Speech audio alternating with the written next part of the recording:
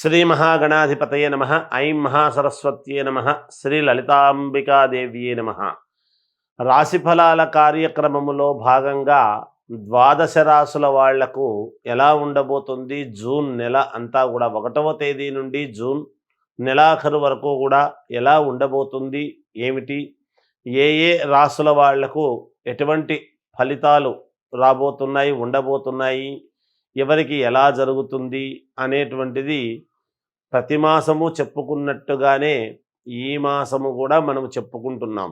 అయితే ఇది నేను ఎప్పుడూ చెప్తూనే ఉంటాను, ప్రతిసారి కూడా తెలియజేయటం నా ధర్మము కాబట్టి చెప్తాను.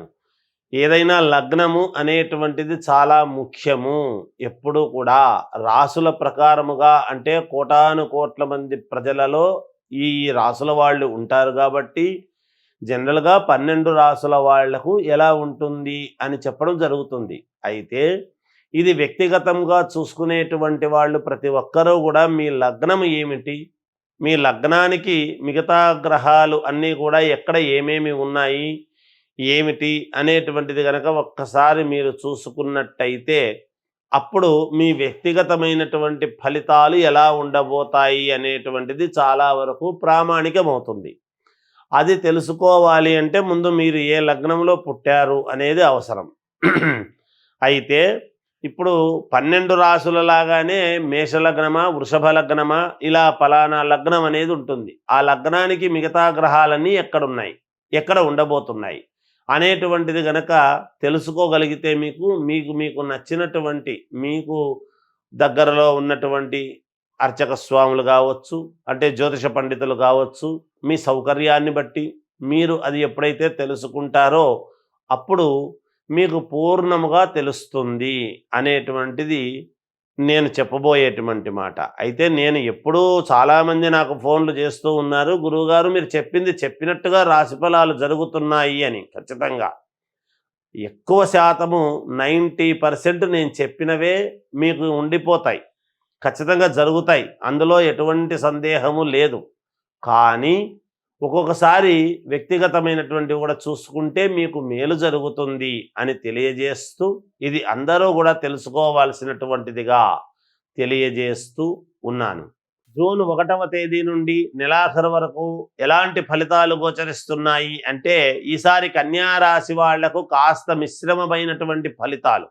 అంటే పూర్తి పనులు కావు అని లేదు, పూర్తి అవుతాయి అని లేదు. కొన్ని కాక కొన్ని అయ్యి అలాంటివి జరగవచ్చును. తర్వాత కొన్ని నూతన వాహన కొనుగోలు ప్రయత్నాలు లాంటివి చేస్తారు. అలాగే వృధా ప్రయాణాల వల్ల శారీరకమైనటువంటి శ్రమ అనేటువంటిది మీకు జరుగుతుంది. అంటే ఒక చోట ఏదైనా డబ్బు రావాలన్నా, లేదా ఒక పని జరుగుతుంది అని అనుకుని అంత దూరం వెళ్ళి ఆ పని జరక్క వెనక్కి రావటం లాంటివి జరుగుతుంది. లేదా వాళ్ళు ఇవ్వలేదు తర్వాత ఇస్తామనడం వలన జరుగుతుంది. శారీరకమైనటువంటి శ్రమ తప్ప దీనివల్ల ఫలితం లేదే అనేటువంటి మానసికమైనటువంటి ఇబ్బంది కలుగుతుంది. కుటుంబ సభ్యులతో అకారణముగా వివాదాలు లాంటివి జరగవచ్చును, కనుక జాగ్రత్తగా మాట్లాడండి. అంతేకాకుండా మాట పట్టింపులు, ఏదో చిన్న చిన్న దానికే మాట పట్టింపులు లాంటివి వచ్చే అవకాశాలు ఉన్నాయి.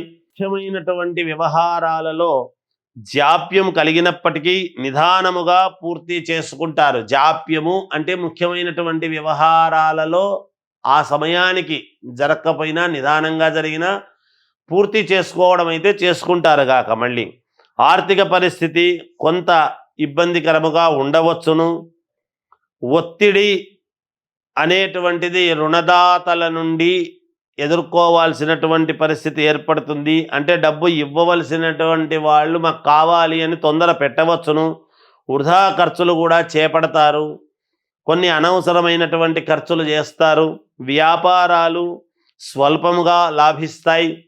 వృత్తి ఉద్యోగాలలో ఉండేటువంటి వాళ్ళు వివాదానికి దూరముగా ఉండాల్సినటువంటి పరిస్థితి ఉన్నది. సంతానము ఆరోగ్య విషయాల్లో జాగ్రత్తగానే ఉంటారు, అందరికీ అనుకూలవంతముగానే ఉంటుంది. నెలాఖరులో అన్ని సత్ఫలితాలు పొందటానికి అవకాశాలు ఎక్కువగా ఉన్నాయి. విద్యార్థిని విద్యార్థులు శ్రద్ధగా చదవాలి. రాజకీయ నాయకులు బాగా ఆలోచించుకొని ముందుకు వెళ్ళాలి అని తెలియజేస్తూ జయోస్తు.